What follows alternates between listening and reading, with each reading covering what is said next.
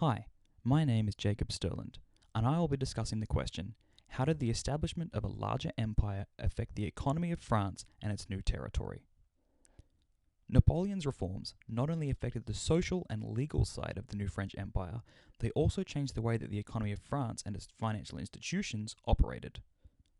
Through tax reform, debt management, and aggressive approaches to trade, we were able to see how Napoleon was able to both improve the French economy for decades to come and cripple some of its leading industries at the same time.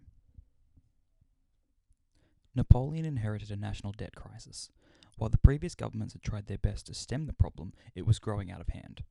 After unpopular decisions made by the Directory, Napoleon moved cautiously with his financial reform, seeking to re-establish faith in the financial system. The military budget accounted for more than half of the state's expenditure. Most of this was collected through taxes. The lowering of taxes was an important point of the revolution. Many of the levies introduced by the monarchy had been abolished.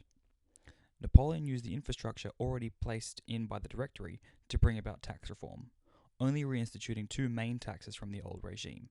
The first tax was on land, and the second was on personal property.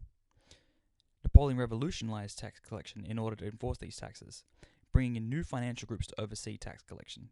One goal of his government was to survey every piece of land in France to assess its worth, so it could be taxed accordingly.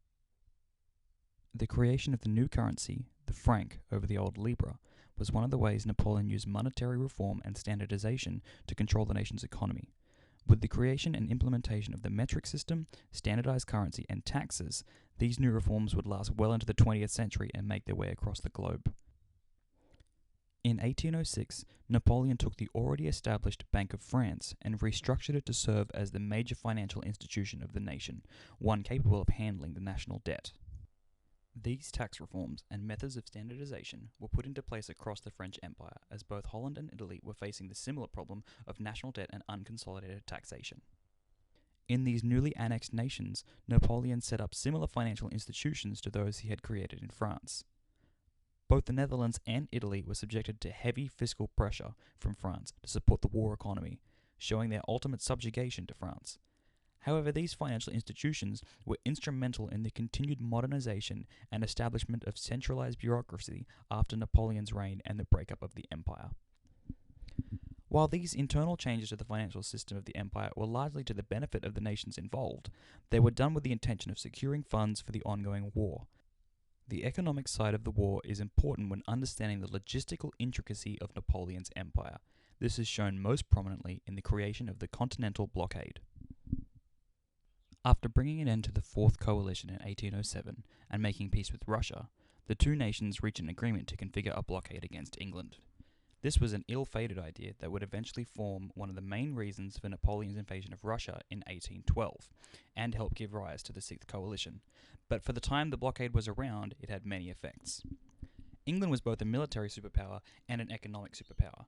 Its vast trade network throughout its empire and through the United States of America meant it was far richer than much of the continent. Napoleon instituted the blockade in response to England's own blockade against France, or so he officially stated.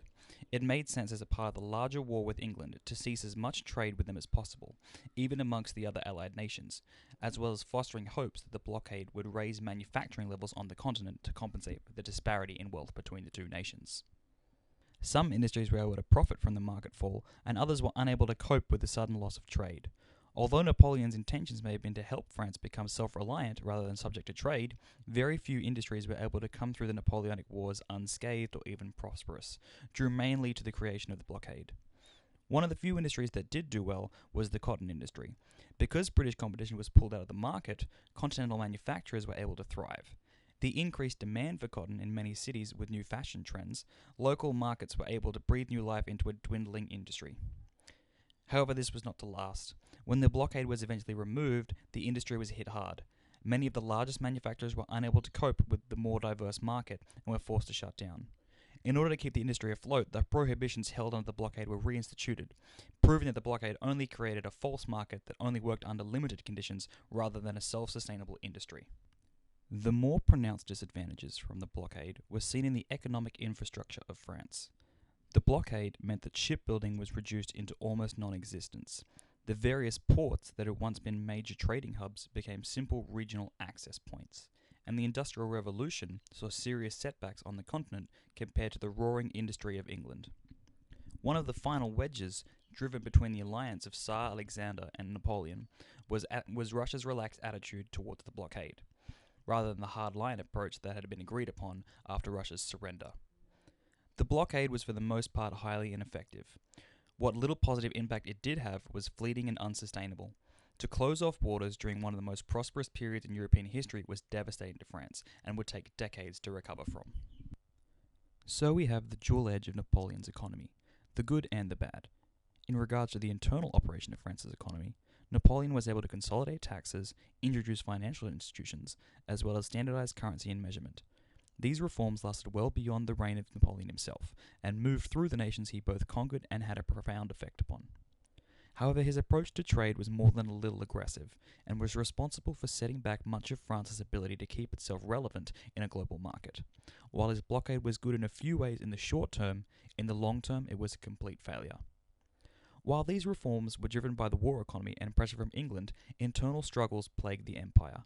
In the next segment, Wajida will talk about exactly what those internal struggles look like when she answers the question, was there any form of resistance against Napoleon's government?